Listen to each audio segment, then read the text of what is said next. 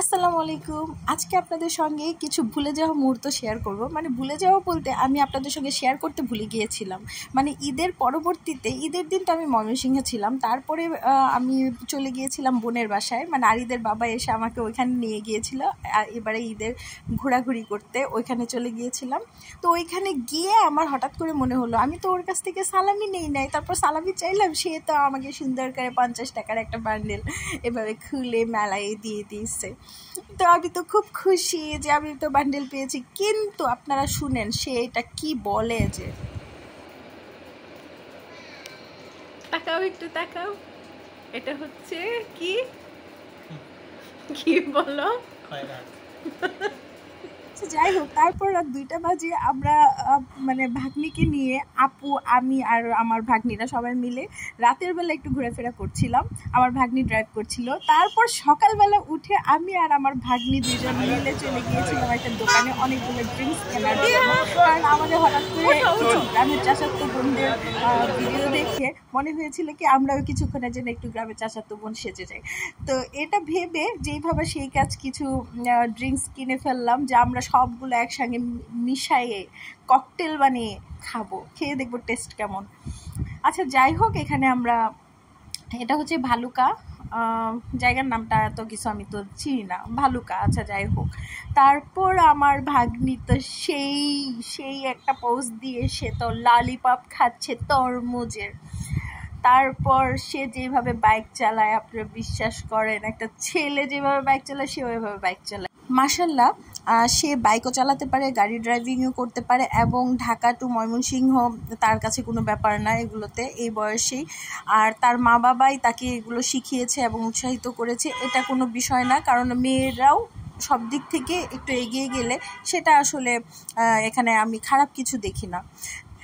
তো আমরা দুইজন খুব মজা করে করে এগিয়ে যাচ্ছিলাম। আর আসলে এইবারের ঈদটা আমার কাছে একটু, ঈদের দিনটা খুব একটু মন খারাপ ছিল, কারণ আরুদের বাবার সঙ্গে আমি ঈদ করতে পারি নাই। কিন্তু এবারের ঈদের পরে যে 3-4 দিন পরে আরিদের বাবা এসে আমাকে এখানে নিয়ে যাওয়ার পরে, মানে আমি এত পরিমাণ খুশি ছিলাম। আমার এবারে ঈদটা এত পরিমাণ ভালো লেগেছে, ঈদের ঘোরাফেরাটা, যেটা কয়েক বছরের মধ্যে হয়তো বা আমি পাই নাই। তো যাই হোক, এখানে সবগুলো ড্রিঙ্কস একসঙ্গে ঢেলে তারপর আমরা এটা টেস্ট করব। তো সায়রি আমরা সবাই মিলে এই ড্রিঙ্কসগুলো একসঙ্গে একটা পাতিলে মিশাচ্ছিলাম, এবং পরবর্তীতে আমরা যেহেতু নৌকায় যাব, তো যার কারণে এখানে আবার আমরা বোতলে বোতলে ঢেলে নিয়ে গিয়েছিলাম। তো এখানে তৈরি করছি, আর এখানে তারপর একটু পরে আমরা নৌকায় গিয়ে এই ড্রিঙ্কসগুলো খাবো। তো যেইভাবে সেই কাজ, আমরা সায়রিদের একটা বিলে চলে গিয়েছি বাড়ির পিছনে। তো এখানের পরিবেশটা এত সুন্দর লাগছিল, যে এত মানে চারপাশে সবুজ। তারপরে এই নৌকাটা হচ্ছে প্লাস্টিকের নৌকা, একটু ভয় লাগছিল, যদিও সায়রি বাবুটা সুন্দর করে এটা মুছে দিয়েছিল, কিন্তু বইটা ছিল না। পরে আরেকটা বিলে গিয়ে আরেকটা নৌকা থেকে ওই যে সায়রি নামছে, ওই বইটাটা নিয়ে আমরা ওই বিলে আবার গিয়ে তারপর আমরা নৌকায় গিয়েছিলাম। আর এর মাঝে আবার হচ্ছে যে আমরা দুইজন খুব বোর ফিল করছিলাম, কারণ আমরা সব কিছু রেডি টেডি করে আমরা নৌকার কাছে গিয়ে বসেছিলাম, কিন্তু আমাদের দিয়া বাবু, পূর্ণ বাবু, ওদের কোনো খোঁজ খবর ছিল না। আমাদের ইচ্ছা ছিল যে বাচ্চাদেরকে, মানে আরিশফাকে রেখে তারপর আমরা নৌকায় ঘুরবো, যেহেতু ওরা বাচ্চা, অনেক ছোট। কিন্তু কি আর করা, কিছু করার নাই, ওরাও চলে আসছিল। আর এদিক দিয়ে আমার সায়রি বাবু উঠতে পারছিল না, তো আমি তাকে টেনে নিয়ে আসছি। এই যে আমরা বইটা নিয়ে গিয়ে এখন নৌকায় চলে যাব। এই যে আমাদের দিয়া বাবু এসে তো সেই ভাব দিয়ে এসে বসেছিল, কিন্তু আমার তো ভীষণ ভয় লাগছিল, নৌকাটা যেহেতু একদম হালকা। আর হচ্ছে আমি হয়তো বা ফার্স্ট টাইম এরকম প্লাস্টিকের নৌকায় চড়েছিলাম। এখন আমার ইচ্ছা ছিল যে আমি নৌকা চালাবো, কিন্তু আসলে ওই কিছুক্ষণ শখের বশে নৌকা চালাতে গিয়ে পরে দেখি যে নৌকা যখন মাঝে নিয়ে গিয়েছিলাম, ওই পর্যন্ত যাওয়ার পরে আসলে ইয়া হয় নাই, আমার দ্বারা আর সম্ভব হয় নাই। তারপরে আমি আবার কর্নারে ভিড়ায় নিয়ে আসছি। আরিদ বাবুরা আর আরিশফা বাবু চিৎকার শুরু করেছিল ওদের জন্য, ওদেরকে নিয়ে আবার আমি ঘুরিয়ে যখন এই জায়গাটায় পৌঁছেছি, মানে মোটামুটি একটু মাঝের জায়গাটা, তখন তো খালি নৌকা চারপাশে ঘুরে আমি আর চালাতে পারছিলাম না। তারপরে একবার দিয়া একবার আমি, একবার দিয়া একবার আমি এমন করছিলাম। কিন্তু আরেকটা পাশে দিয়াদের একটা বাগান আছে ওই পাশে, তো আরেকটা পাশে গিয়ে হঠাৎ করে দেখি কি আরিদের বাবা দাঁড়িয়ে আছে আরিশাকে নিয়ে। তা আমরা তো আরো খুশি যে আচ্ছা ঠিক আছে ওরেও নিয়ে নিই। তারপর আরিদের বাবাও উঠেছে। এখন আরিদের বাবা একটু ভয় পাচ্ছিল যে আমরা যদি দুষ্টামি শুরু করি আর যদি পড়ে যাই কোনোভাবে, তার একার দায়িত্ব এতগুলা মানে মানুষকে বাঁচানো। আর এটা হচ্ছে আমাদের দিয়া বাবু, সে তো খুব একটা গ্লাস নিয়ে গিয়েছিল একটু ভাব নেওয়ার জন্য, রিলস তৈরি করার জন্য।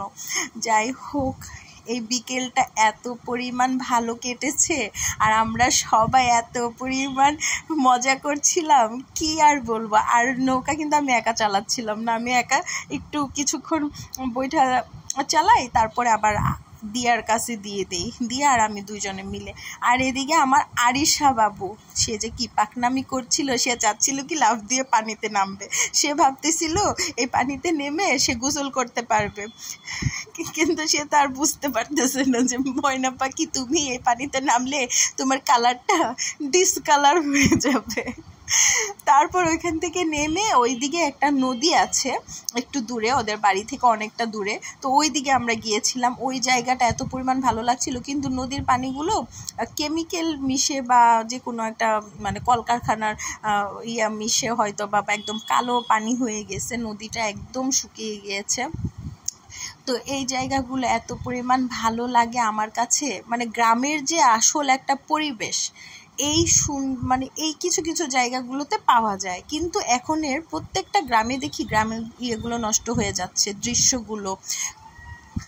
আর ওইদিকে তো পূর্ণ আর সায়রি একটু দূরে চলে গিয়েছিল ওরা ফটো তোলার জন্য, রিলস বানানোর জন্য। তারপর রাতের বেলা মানে সন্ধ্যার পরে আমি হচ্ছে আরিদের বাবার সঙ্গে একটু দুষ্টামি করছিলাম যে একটু জোরে জোরে দোল দিয়ে। আরিদের বাবা বলতেছে না তুমি যে দুষ্ট, তুমি তো দোলনা উল্টায় ফেলাই দিবা।